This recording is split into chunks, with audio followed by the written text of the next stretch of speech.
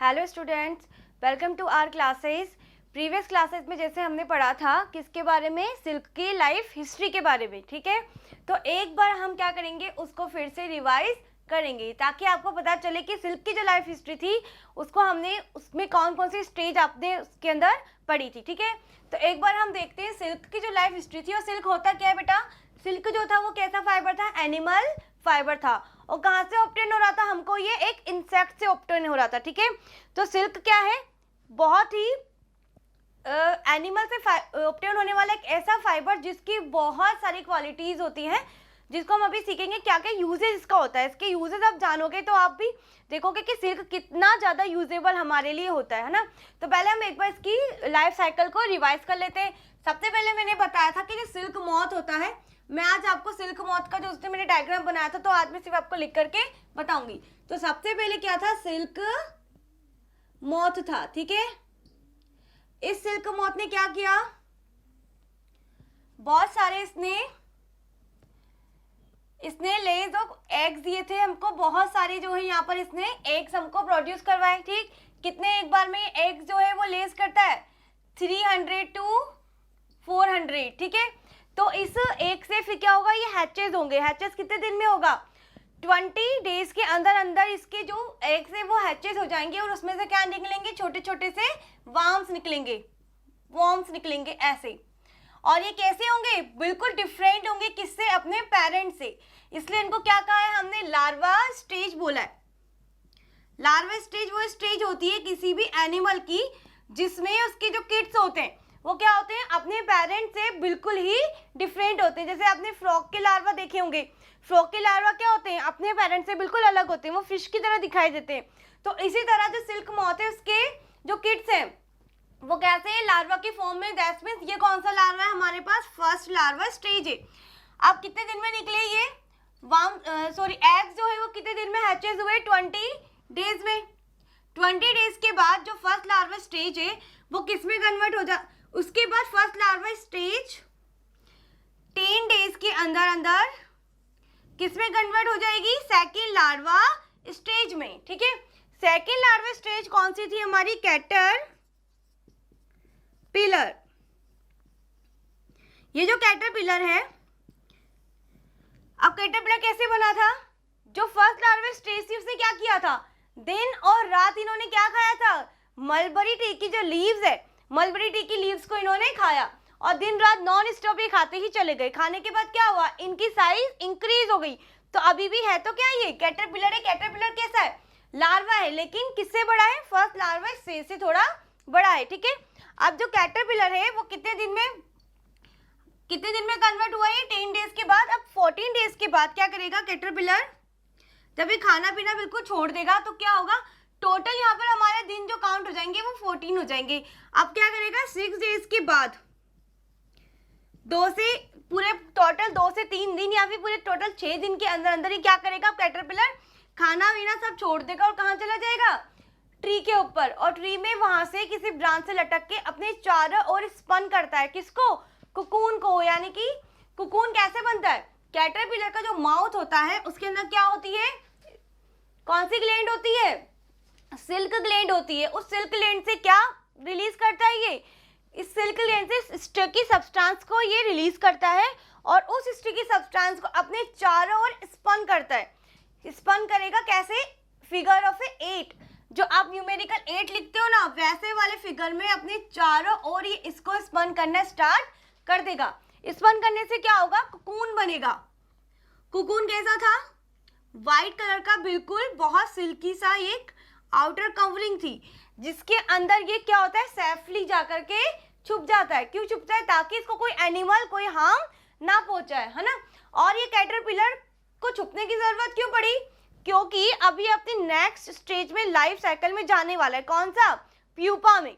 और प्यूपा छुपकर बैठ जाता है कि जब तक ये पूरी तरह से कन्वर्ट ना हो जाए, किसमें, सिल्क मॉथ में, तब तक उसको कोई भी एनिमल उसको या अदर जो उसके एनिमीज है वो उसको किसी तरह की हार्म ना पहुंचा पाए, है ना।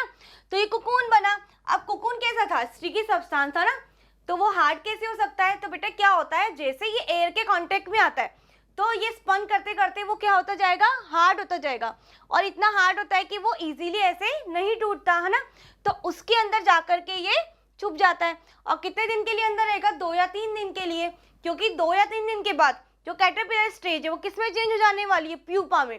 और प्यूपा क्या है, फर्स्ट वो स्टेज है किसकी, सिल्क वॉर्म की, जिसमें वो टिप-टॉप किसकी तरह दिखाई देने लगेगा, अपने पेरेंट्स की तरह, यानी कि सिल्क मॉथ की तरह। तो यहाँ पर हम क्या करते हैं, कुछ कोकून्स को तो कन्वर्ट होने देंगे किसके अंदर, प्यूपा में, और क्या करेंगे हम, मैक्सिमम नंबर ऑफ कोकून्स को यहाँ से लेकर के कहाँ डाल देंगे, या तो उनको रोस्टेड करा देंगे या फिर बॉइल्ड वाटर में डाल देंगे। क्यों डाल देंगे, क्योंकि हमको किसको किल करना है, इसके अंदर प्रेजेंट प्यूपा को। और प्यूपा को किल करना क्यों जरूरी है, क्योंकि जब प्यूपा बाहर निकलेगा तो क्या होगा, हमने कौन सी शेप में उसने इसको स्पन किया था, 8 की शेप में, दैट्स मीन्स ये इसका मिडिल पॉइंट है। अगर हम इसको किल नहीं करेंगे तो प्यूपा इसको ब्रेक करता हुआ बाहर निकलेगा और ये कोकून बीच में से टूट जाएगा 2 पार्ट्स में। और अगर ये 2 पार्ट्स में टूट गया तो हमारा जो सिल्क फाइबर है उसकी लेंथ क्या होगी, उसकी लेंथ डिस्टर्ब हो जाएगी, खराब हो जाएगी। बिकॉज एक कोकून जो होता है ना बच्चों, उससे मिलने वाले फाइबर की लेंथ आपको पता है कितनी होती है, अप टू 1 किलोमीटर होती है। कितनी होती है, अप टू 1 किलोमीटर। तो अगर हमने इस कोकून को टूटने दिया तो जो फाइबर है उसकी लेंथ खराब हो जाएगी और हमें प्रॉपर जो सिल्क फाइबर जो इतना लंबा लेंथ वाला मिलने वाला था वो नहीं मिल पाएगा। इसलिए क्या करना पड़ता है, उसके कोकून के अंदर की प्यूपा को मारना पड़ता है। जब प्यूपा को हम कोकून को जब हम बॉइल्ड वाटर में डालते हैं तो क्या होगा, स्टिकी सब्सटेंस जो है वो पूरी तरह से डिसॉल्व हो जाएगा और जो फिलामेंट, जो कोरस फिलामेंट स्टिकी सब्सटेंस से जुड़े हुए थे, चिपके हुए थे, वो क्या होंगे, अब रिलीज होना स्टार्ट हो जाएंगे। ठीक, तो इस तरह से हमने क्या किया, इसकी लाइफ साइकिल को पढ़ा है ना। तो कोकून को हम कहाँ डालेंगे बच्चों, यहाँ से बॉइल्ड वाटर में। ठीक, और इसके बाद हमें क्या मिलेगा, यहाँ पर रॉ सिल्क ऑब्टेन होगा, है ना। ठीक, तो ये हो गया हमारा इसका लाइफ हिस्ट्री। लाइफ हिस्ट्री के बाद अब हमें क्या पढ़ना है, टॉपिक डालिए अब आप, production of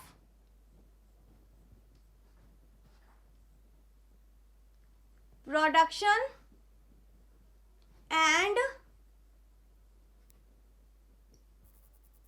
rearing of silk. ठीक है, production and rearing of silk. अब सिल्क की रियरिंग तो करेंगे नहीं, सिल्क की रियरिंग से यहाँ पे मतलब किसके बारे में, सिल्क वॉर्म के बारे में। तो फर्स्ट हम पढ़ेंगे कि रियरिंग कैसे करते हैं। तो अब आप इसको क्या डालेंगे, सब टॉपिक डालेंगे यहाँ पर, rearing of A silk worm. देखो अब कौन करेगा, ये एक पूरा का पूरा एक बहुत बड़े लेवल पे किए जाने वाली फार्मिंग की तरह किया जाने वाला एक टास्क होता है। जैसे कि आप पोल्ट्री फार्म देखते हो, फिशी कल्चर देखते हो, उसी तरह से इसकी भी एक फार्मर जो है उसको पूरे एक मेथड के थ्रू यहाँ पे सिल्क वॉर्म को पालते हैं, उनकी देखभाल करते हैं और उनको क्या करते हैं, उनसे सिल्क ऑब्टेन कराते हैं।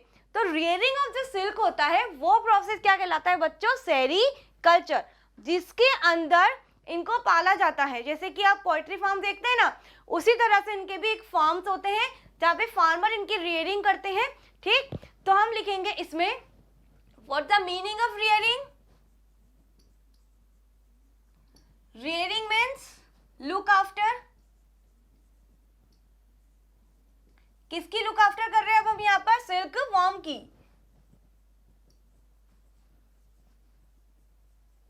और ये रियरिंग किसके अंदर आता है बच्चों, किसके अंदर इंक्लूडेड है, ये सेरीकल्चर के अंदर। तो अब हम यहाँ पे डालेंगे हेडिंग सेरीकल्चर, ये रियरिंग के अंदर ही चल रहा है बच्चों, अलग से नहीं डालना है। सेरीकल्चर, सेरीकल्चर में आप लिखोगे rearing of silkworms and producing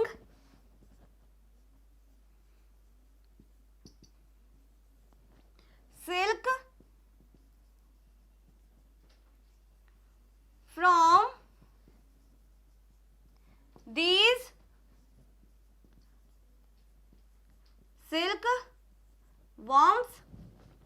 are called sericulture. ठीक है, तो सेरीकल्चर किससे रिलेटेड है बच्चों? सिल्क वॉर्म से, और उससे सिल्क ऑब्टेन करने के प्रोसेस से रिलेटेड जो कल्चर होता है वो क्या है हमारे पास? सेरीकल्चर है। तो ये भी क्या होगी बच्चों? एक तरह की फार्मिंग हो गई, है ना। अलग अलग तरीके की फार्मिंग या इंडस्ट्रीज आपने पढ़ी, जैसे पोएट्री फार्म्स होते हैं, तो उसी तरह से क्या हो गया बच्चों? सेरीकल्चर। अब सेरीकल्चर हमने कर दिया, तो सेरीकल्चर करता कौन है? इनके भी फार्मर्स होते हैं। अब फार्मर्स क्या करेंगे?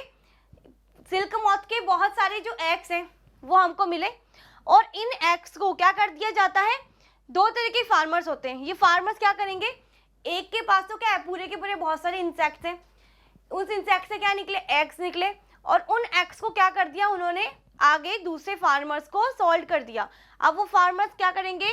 उन एग को पर्टिकुलर टेम्परेचर पे और हाइजीनिक कंडीशन पे रखेंगे, जिसमें से क्या निकलेंगे? छोटे छोटे वॉर्म्स प्रोड्यूस होंगे, और फिर उन वॉर्म्स को वो क्या करेगा? मलबरी ट्री की जो लीव्स है उसको खिलाएगा। और कहाँ रखेगा इसको? ओपन तो रखेगा नहीं, तो इनके छोटे छोटे से बॉक्सेस होते हैं, नेट वाले बॉक्सेस, जिसके अंदर इनको रखा जाता है ना। फिर वो किस में कन्वर्ट हो जाएंगे? उसमें कैटरपिलर में कन्वर्ट हो जाएंगे। और अब वो पेड़ पे तो रह नहीं रहे, जब पेड़ की ऊंची डाली पर जाएंगे तो क्या करेगा? वो उन्हीं बॉक्सेस के ऊपर उल्टे लटक जाते हैं, और उल्टे लटक के क्या करेंगे? वो कोकून्स का फॉर्मेशन करेंगे। ठीक है, तो अब आप लिखो फीमेल मॉथ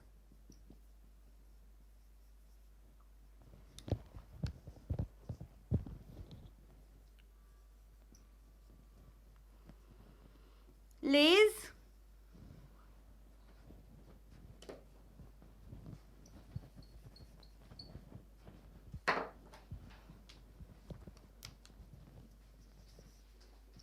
eggs। कितने एग्स दिए थे बेटा एक बार में? 300 to 400। ठीक है, within 20 days these eggs hatches worms। ठीक है, which is called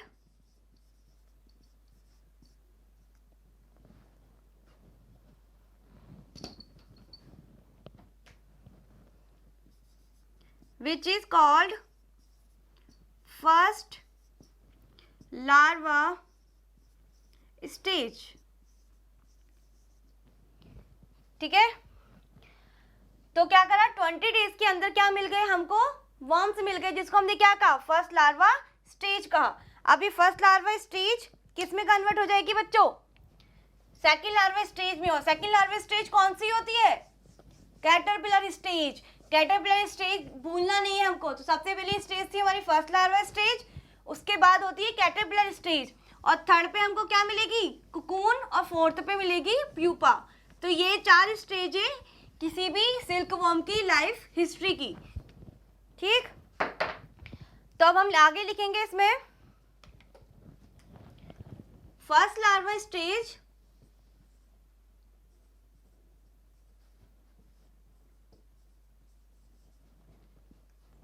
कौन है? ब्रैकेट में फर्स्ट लार्वा स्टेज में छोटे छोटे से वॉर्म्स है ना। तो लिख लेना फर्स्ट लार्वा स्टेज कौन सी है? वॉर्म्स की। Yeats day and night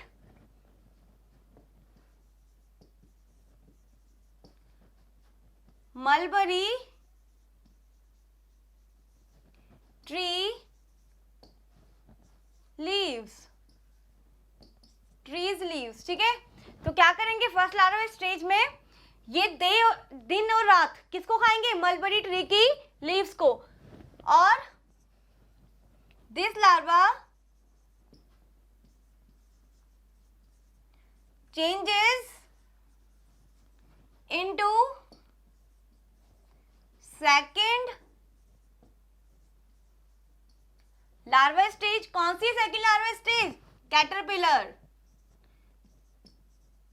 second larva stage which is called caterpillar pillar, ठीक है।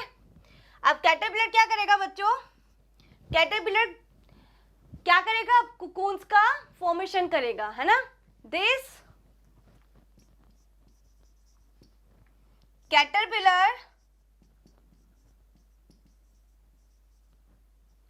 spun cocoons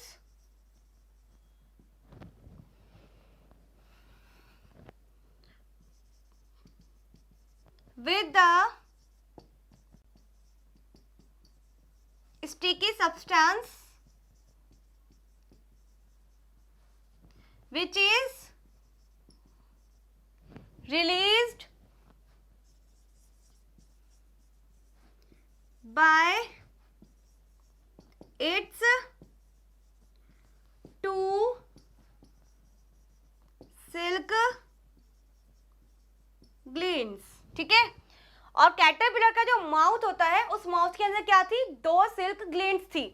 उन दोनों सिल्क ग्लैंड से क्या रिलीज हो रहा था, स्टिकी सब्सटेंस रिलीज हो रहा था, जिसको उसने क्या किया, अपने चारों ओर स्पन किया और किसका फॉर्मेशन किया, कुकून का फॉर्मेशन कर लिया, ठीक है। अब कुकून हमको मिल चुका है। अब कुकून मिलने के बाद नेक्स्ट प्रोसेस क्या होगा हमारा, उस कुकून से हमको क्या सेपरेट करना है, अब सिल्क के फिलामेंट्स को, है ना, जो कि सूखने के बाद कैसे हो जाएगा, वो हार्ड हो जाएगा, और हार्ड होने के बाद वो किस फॉर्म में कन्वर्ट हो जाएगा, फिलामेंट्स की फॉर्म में। तो अब हम नेक्स्ट जो हमारा टॉपिक है वो क्या लिखेंगे बच्चों, यहाँ पर processing of cocoon to obtaining silk, लिखो। नेक्स्ट हमारी हेडिंग है आप प्रोसेसिंग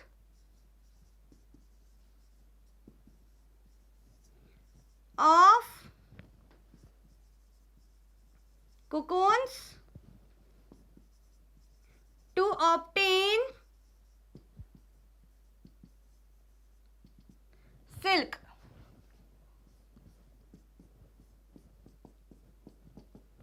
ठीक। तो कैसे ऑब्टेन करेंगे अब हम इस कुकून को, सबको पता है क्या करेंगे हम, बॉइल्ड वाटर के अंदर या रोस्टेड इसको करा देंगे। उससे क्या होगा बच्चों, अब कैटरपिलर स्टेज के बाद कौन सी स्टेज मिलने वाली थी हमको, प्यूपा स्टेज। तो वो प्यूपा स्टेज उसके अंदर बन चुकी होगी, लेकिन हमको उस प्यूपा को बाहर आने से रोकना है।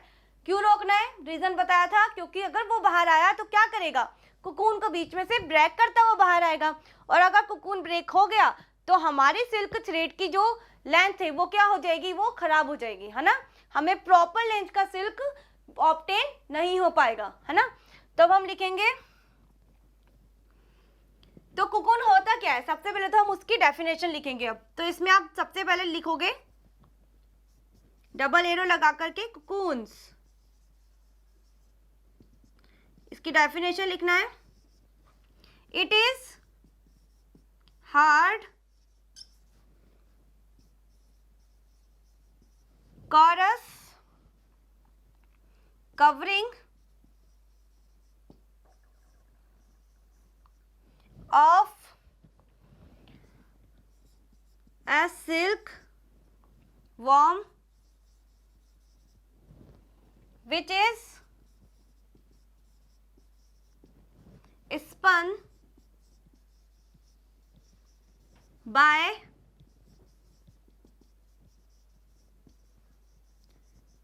sticky substance एंड इट क्या करेगा, ये प्रोटेक्ट करता है ना किसको, इंसेक्ट को, and it protects to silk insects, है ना। और हमें इसमें से क्या मिलता है, फिर सिल्क के धागे ऑब्टेन होते हैं, है ना।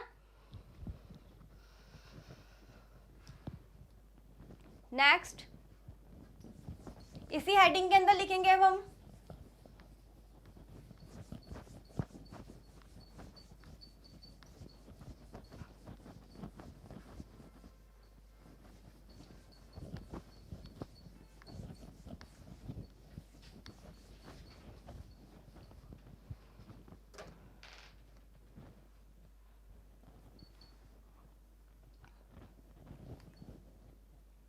लिखो, cocoons are roasted and boiled. किस लिए बॉइल किया हमने? To kill pupa. ठीक है, नेक्स्ट लाइन में then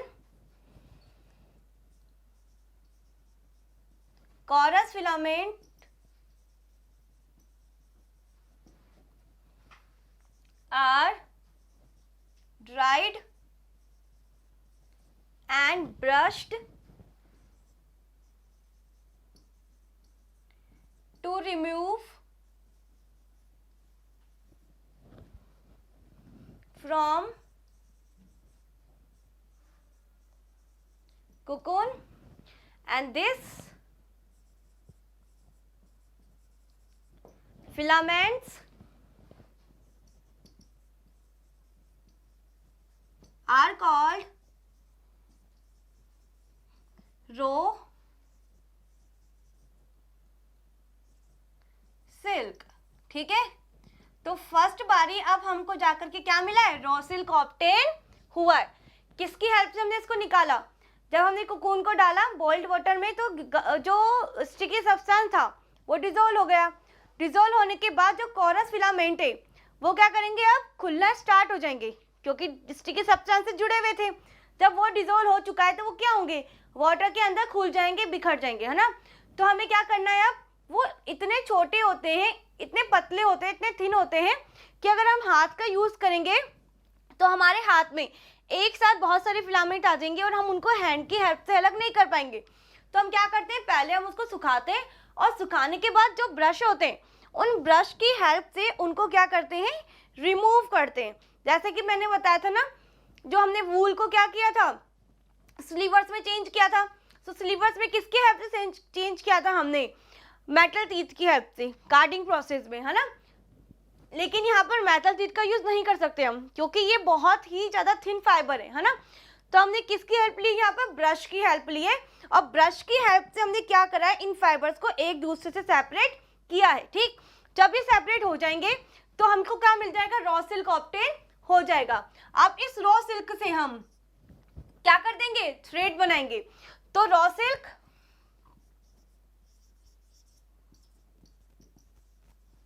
are spun into silk thread. ठीक, तो बच्चों यहाँ पर सिल्क थ्रेड बनने, सिल्क का जो थ्रेड बनता है उसके बारे में कुछ इंपॉर्टेंट बातें आपको याद रखनी है. इससे आपको पता चलेगा कि सिल्क का जो थ्रेड है वो कितना ज्यादा पतला या कितना थिन होता है. एक सिल्क के थ्रेड को बनाने के लिए बच्चों हमको कितने कोकून्स लेने पड़ते हैं? 4 से लेकर 8 कोकून्स हमको यूज में लेने होंगे, है ना. और उन 4 से लेकर 8 कोकून से मिलने वाला जो रॉ सिल्क है उसको लेकर के हमें स्पन करना है, और स्पन करने के बाद एक थ्रेड बन करके तैयार होता है. आपने देखा घर पे जो आप थ्रेड लेकर आते हो वो ऑलरेडी कितना थिन होता है ना, कितना फाइन होता है बिल्कुल. तो सोचो आप एक थ्रेड को उतनी मोटाई देने के लिए, उतनी थिकनेस देने के लिए हमें सिल्क के कितने कोकून्स की जरूरत पड़ रही है? 4 से लेके 8 कोकून्स की जरूरत पड़ रही है. तब जाकर के इसके एक थ्रेड की थिकनेस जो होती है वो हमारे नॉर्मल डेली यूज में यूज होने वाले थ्रेड के इक्वल हो पाती है. इससे आप आइडिया लगा सकते हो कि सिल्क जो होता है वो कितना फाइन, कितना थिन होता है ना. तो यहाँ पे लिखो अब आप, to obtain thread or yarn of a silk 4 to 8 cocoons are spun together. ठीक, तो इस तरह से हमने 4 से लेके 8 कोकून्स को स्पन कराया साथ में. तब जाके हमको क्या मिला? एक थ्रेड की थिकनेस के इक्वल का थ्रेड ऑब्टेन हो पाया। ठीक है, अब हमको थ्रेड मिल चुका है। इस एक थ्रेड के अंदर 1 yarn और thread of a silk consist 48 individual fibers। तो सोचो बाप, एक सिल्क का थ्रेड कितना थिन होता है कि उसको हमें नॉर्मल फाइबर के इक्वल थिकनेस देने के लिए कितना हमको कुकून को मारना पड़ा था, कितने कुकून लेने पड़े थे, 4 से लेके 8 कुकून को लेना पड़ा, तब जाके हमें एक नॉर्मल थ्रेड की इक्वल थिकनेस गेन हुई। और उस ऑब्टेन एक थ्रेड के अंदर कितने इंडिविजुअल फाइबर्स हैं? 48 इंडिविजुअल फाइबर्स एक थ्रेड के अंदर होते हैं। और देखो बच्चों, 5500 दैट मीन्स 5500 सिल्क की जो थ्रेड होते हैं अगर हम लें, तब जाकर के उनका वेट कितना होता है बच्चों? 1 kg के इक्वल। यानी कि सिल्क जो है वो इतना थिन, इतना पतला होता है, इतना फाइन होता है कि उस इतना लाइट वेट वो होता है कि जब हमने कितने थ्रेड लिए यहाँ पर 5000 थ्रेड नहीं, सॉरी 5000 कुकून्स को हम लेकर के जब थ्रेड बनाएंगे तो उस एक थ्रेड की जो वेट होगा वो कितना होगा? 1 kg हमें ऑब्टेन होगा। और लेंथ कितनी होती है 1 कुकून्स के मिलने वाली थ्रेड की? अप टू 1 किलोमीटर, है ना। तो यहीं पर आप लिख लो लेंथ कितनी होगी किसकी? एक कुकून्स के मिलने वाले रॉ सिल्क की कितनी होती है? Up to 1 kilometre. ठीक, तो ये आपको याद रखना है। हमने स्पन कितने की कुकून्स की थी? 4 to 8 कुकून्स। उससे मिला जो हमें यार्न है उसके अंदर कितने फाइबर्स है? यहाँ पर 48 इंडिविजुअल फाइबर्स प्रेजेंट है। और हमें अगर 1 kg ऑफ सिल्क चाहिए तो हमें कितने कुकून्स का, कितने सिल्क थ्रेड का यूज करना पड़ेगा? 5500। ठीक, और उसकी जो लेंथ होती है एक कुकून से मिलने वाले फाइबर की लेंथ कितनी होती है? Up to 1 kilometre. इसके बाद हम क्या लिखेंगे? अब हम क्या बनाएंगे? कन्वर्टिंग करेंगे सिल्क को किसमें? सिल्क क्लॉथ में।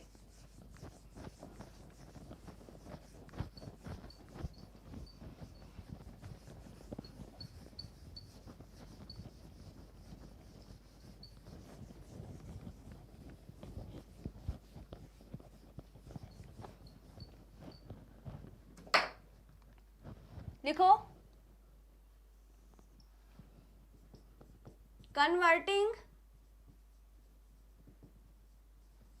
Of silk into silk cloth. और आपको सबको पता है कि जब भी हम किसी भी क्लॉथ को बनाते हैं तो कौन सा प्रोसेस यूज करते हैं? Weaving process. लेकिन यहाँ पे जो वीविंग प्रोसेस है बच्चों वो बहुत अलग अलग तरीके से होने वाला वीविंग प्रोसेस है, जिसके थ्रू हमने क्या करा है? अलग अलग फैब्रिक ऑब्टेन किए। सबसे पहले तो सिल्क जो होते हैं, सिल्क क्लॉथ, उनके एग्जाम्पल्स क्या क्या हैं? देखो, एक होता है स्पन सिल्क, दूसरा होता है क्रेप, ट्रेम्प, थ्रॉन सिंगल,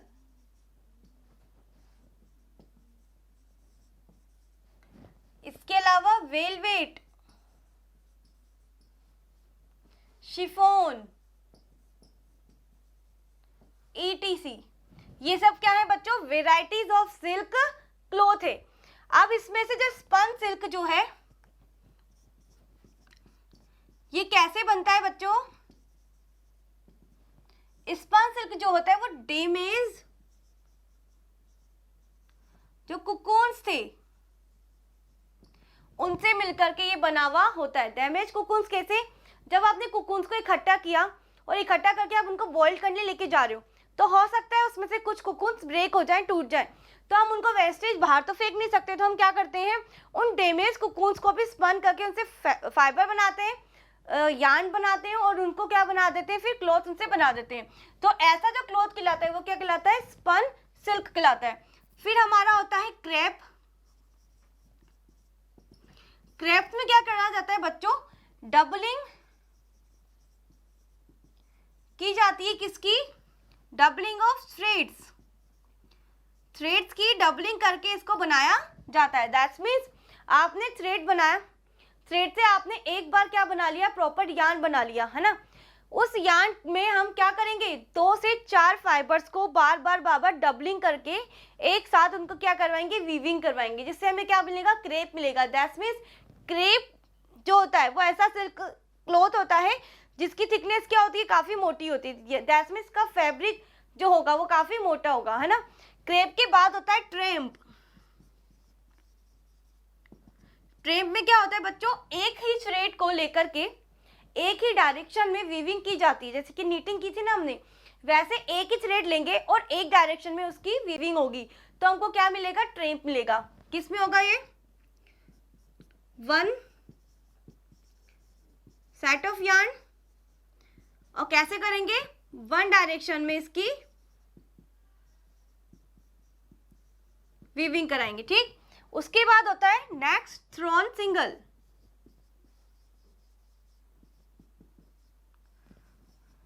इसमें क्या होता है बच्चों, इसमें एक सेट ना लेकर के क्या लेंगे हम, 2 सेट लेंगे और क्या करवाएंगे, वही वन डायरेक्शन में इसकी वीविंग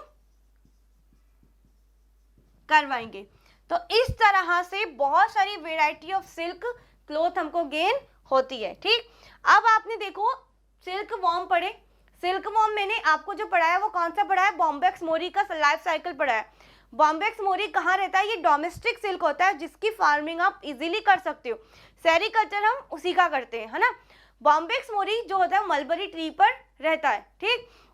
और ये कहाँ पर आपको देखने को मिलेगा, जब आप साउथ की तरफ जाओगे तो साउथ में जो है इसका प्रोडक्शन बहुत ज़्यादा किया जाता है। इसके अलावा और होते हैं 2 सिल्क वॉर्म्स और हैं, तो आप यहाँ पे लिखो अदर सिल्क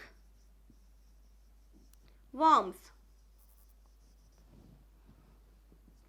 इसमें से फर्स्ट जो है वो होता है बच्चों, ये कहाँ पे रहेगा, ये होता है हमारा वो वाला क्या सिल्क कहला रहा था आपका, मलबरी सिल्क, तो ये आपका कहलाता है एडी सिल्क।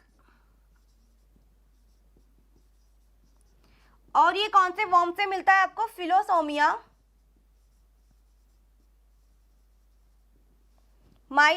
फिलोसोमिया राइसिन से। और ये कौन से ट्री पे रहता है, कॉस्टर ट्री पर ये रहता है, ठीक। उसके बाद आपका एक और होता है जिसको हम कहते हैं टसर सिल्क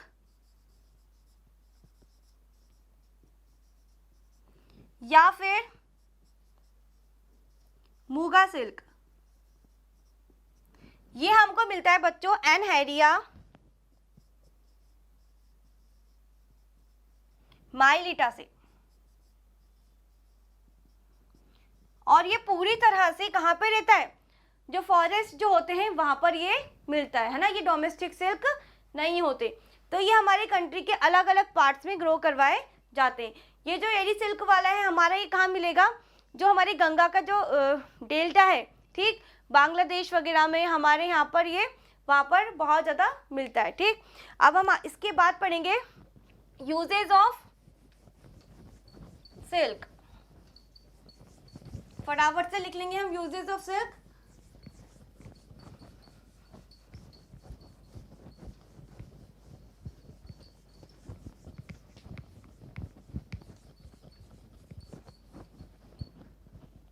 नेक्स्ट हेडिंग डालिए,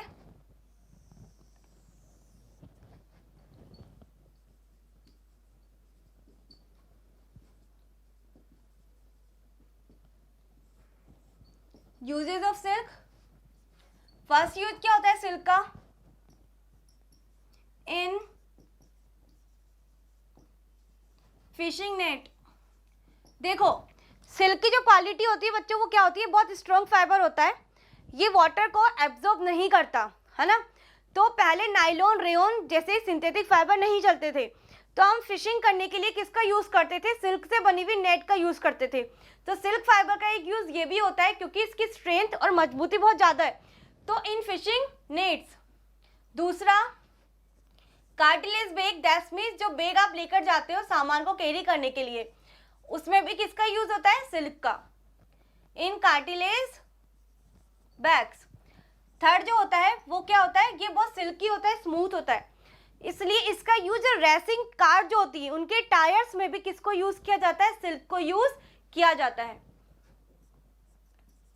इन टायर्स ऑफ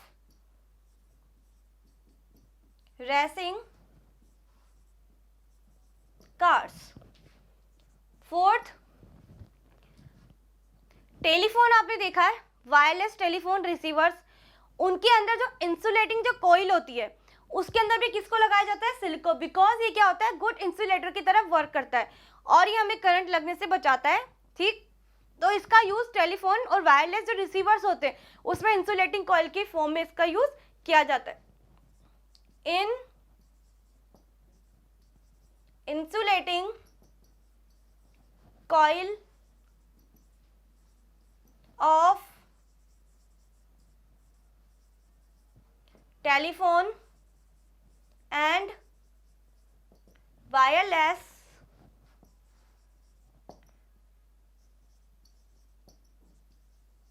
receivers, साथ में filter, cloth of flour mill. ठीक है, तो ये सब क्या है, इसके यूजेस है। कौन से यूजेस, सबको पता है फैब्रिक तो इससे बन ही रहा है, वो तो एक इसका मोस्ट इंपॉर्टेंट यूज है ही सही। उसके अलावा ये सारे यूजेस भी इसके एक्स्ट्रा यूजेस होते हैं जो क्लोथिंग मटेरियल के अलावा यूज में आते हैं। एक आप पॉइंट लिखेंगे यहाँ पे नोट करके, यहाँ पे आप लिखेंगे सॉर्टिंग डिसीजेस। एक सेकेंड, इसको आप लिखिए ऑक्यूपेशन हैजार्ड्स, नोट करके, स्पेशल नोट है ये।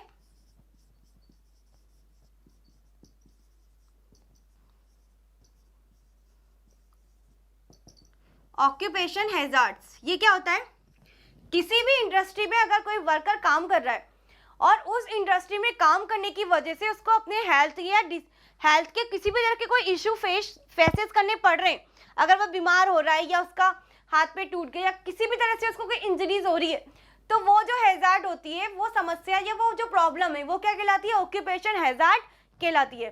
तो ऑक्यूपेशन हैजार्ड में आपने जो वूल इंडस्ट्री पढ़ी थी उसमें बच्चों जब आप सॉर्टिंग करते हैं उसकी जो हेयर्स होते हैं उस हेयर्स के अंदर एक बैक्टीरिया प्रेजेंट होता है, बैक्टीरियम एंथ्रेक्स। तो वो एंथ्रेक्स बैक्टीरिया ब्रीथिंग के थ्रू हमारे अंदर चला जाता है और वो जाकर के हमारे लंग्स को डैमेज करता है, जिसकी वजह से हमको एक ब्लड डिसीज होती है जिसको सॉर्टर डिसीज कहते हैं। ठीक है, तो इस तरह से वो किसकी वजह से हुई, उस ऑक्यूपेशन में वर्क करने की वजह से, इसलिए वो क्या कहलाएगी, ऑक्यूपेशन हैजार्ड कहलाएगी। इसमें आप लिखोगे एनी हेल्थ प्रॉब्लम्स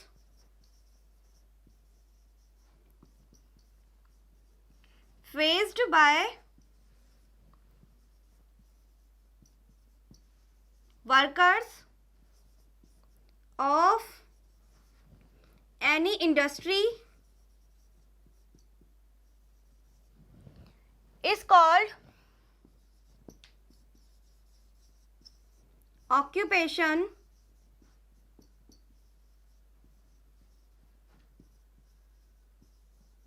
hazards। इसमें आप लिखेंगे सॉर्टर, फॉर द एग्जाम्पल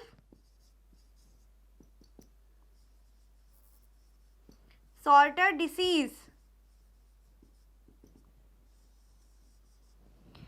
किसकी वजह से हो रही है, बैक्टीरियम एंथ्रेक्स कौन सी डिसीज हो रही है? ब्लड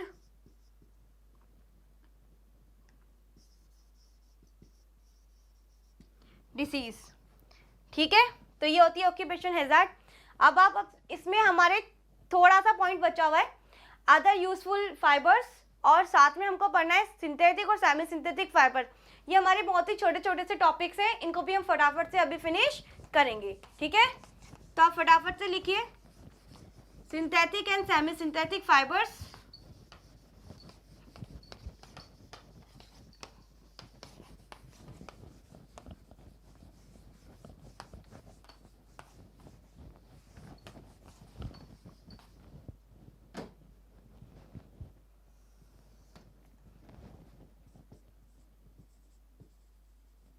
सेमी सिंथेटिक फाइबर्स, ठीक है। डेफिनेशन क्या होगी? This fibers are obtained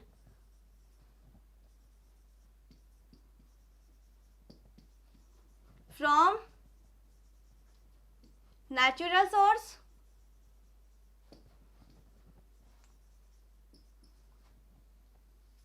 and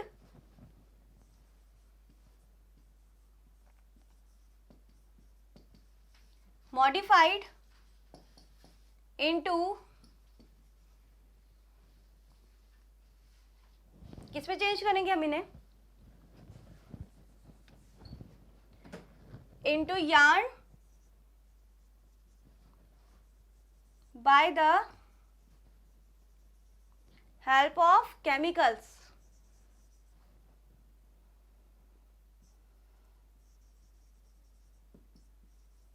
Examples, rayon, और रेयन को कहा जाता है आर्टिफिशियल सिल्क, ठीक है। तो हमको ये कहाँ से मिलता है? प्लांट से मिलता है। इसका नेचुरल जो सोर्स है प्लांट है, प्लांट का जो सेल्यूलोज होता है वहां से हमें ये ऑब्टेन होगा, और इस सेल्यूलोज को सल्फ्यूरिक एसिड जो होता है उसकी प्रेजेंस में कन्वर्ट कर दिया जाता है एक केमिकल में, विस्कोस इसको बोला जाता है। इस पूरे प्रोसेस को विस्कोस प्रोसेस बोला जाता है ना। तो इस विस्कोस प्रोसेस के थ्रू हमको क्या ऑब्टेन होगा? यहाँ पर रेयन ऑब्टेन होगा। और जो रेयन होता है इसकी प्रॉपर्टीज कैसी होती है? सिल्क की तरह मैच होती है, इसलिए इसको क्या बोलेंगे हम? आर्टिफिशियल सिल्क कहेंगे। इसलिए नेचुरल सिल्क का रिप्लेसमेंट किसने कर दिया? रेयन ने। ये इजीली हमको ऑब्टेन हो जाता है, चीपेस्ट होता है सिल्क के कंपैरिजन में, और इसमें किसी भी एनिमल को कोई हार्म भी नहीं पहुंचता। नेक्स्ट हमारे पास है सिंथेटिक फाइबर। वैसे हम इसको एक बार पहले पढ़ चुके हैं जब हमने क्लासिफिकेशन किया था। तो synthetic fibres, it is man made fibres which is modified in laboratories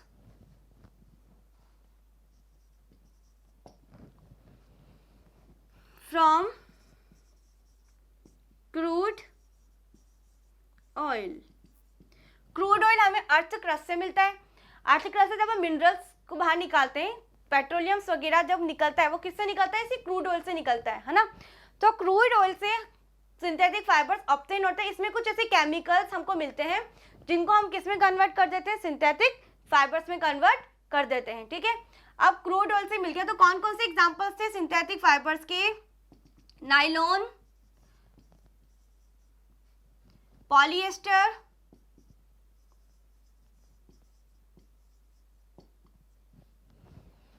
acrylic.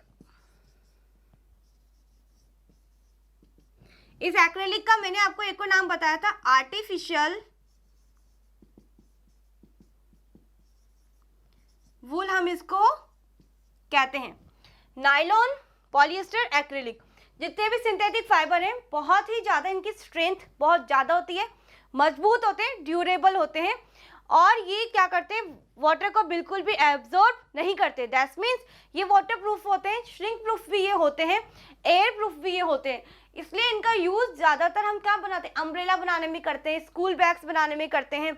और जो पॉलिएस्टर होता है उनको नेचुरल फाइबर्स के अंदर मिला करके उनकी क्वालिटी को और भी ज़्यादा एनहेंस किया जाता है। जैसे कि पॉलिएस्टर को अगर हम कॉटन में मिला दें तो कॉटन की कौन सी बहुत बैड क्वालिटी होती है कि वो उसके अंदर बहुत जल्दी श्रिंक हो जाते हैं और वाटर को एब्जॉर्ब करके जल्दी गीला हो जाता है और सूखता देरी से। तो हम क्या करेंगे, पॉलिएस्टर को उसके अंदर हम मिला दें तो वो जो फैब्रिक है वो बन जाएगा पॉलीकोट।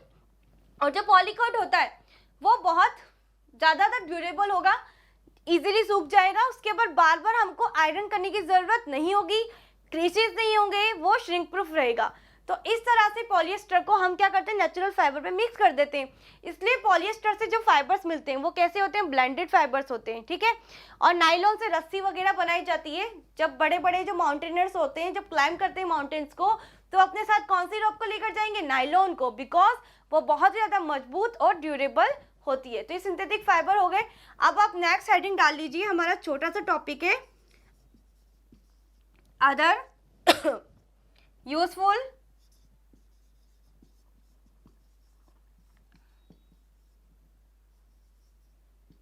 फाइबर्स।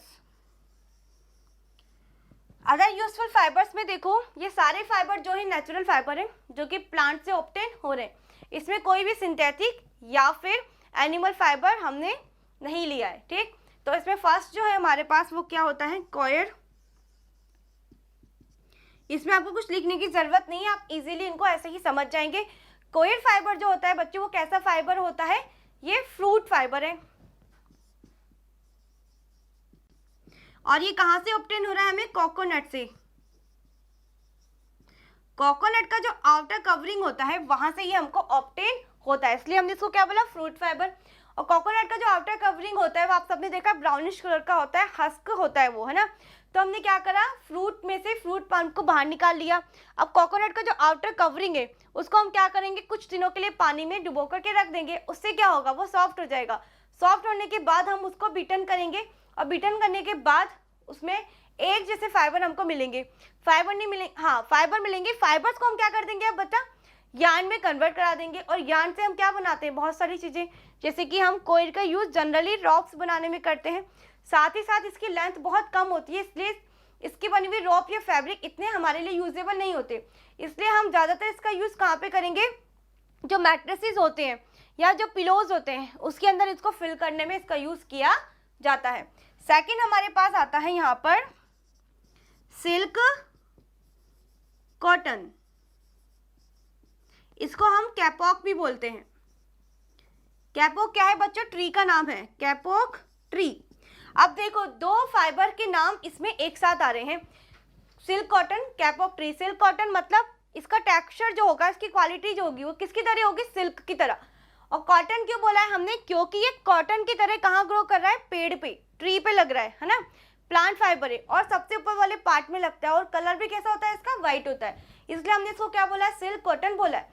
अब इसकी लेकिन प्रॉपर्टीज कॉटन की से बिल्कुल भी मैच नहीं होगी। इसकी प्रॉपर्टी कैसी होगी, सिल्क की तरह। दैट मीन्स ये वाटर को एब्जॉर्ब नहीं करेगा, लाइट वेट होगा। इसीलिए इसको कहाँ फिल करेंगे हम, जो आप लाइफ जैकेट्स पहनते हो या फिर जो स्लीपिंग बैग्स आप लेकर जाते हो उसके अंदर इसको फिल किया जाता है, ठीक। थर्ड नंबर पे हमारा होता है यहाँ पर हेम्प और फोर्थ नंबर पे होता है फ्लैक्स। ये दोनों ही बच्चों कैसे फाइबर से, स्टेम फाइबर हैं, जो हमें प्लांट के कहाँ से मिलेंगे, स्टेम से ऑब्टेन होंगे, ठीक। लेकिन हेम्प जो होता है, इन दोनों का यूज, फ्लैक्स और हेम्प का एक कॉमन यूज है पेपर बनाना। पेपर यानी कि जिस पेपर पे आप लिखते हो वो पेपर बनाना। लेकिन हेम्प से जो बने पेपर होते हैं वो लोअर क्वालिटी के पेपर होते हैं, जबकि फ्लैक्स से जो पेपर बनते हैं वो कैसे होते हैं, हाई क्वालिटी के पेपर होते हैं। और फ्लैक्स से बना हुआ जो फैब्रिक होता है वो क्या कहलाता है, लिनेन कहलाता है, ठीक है।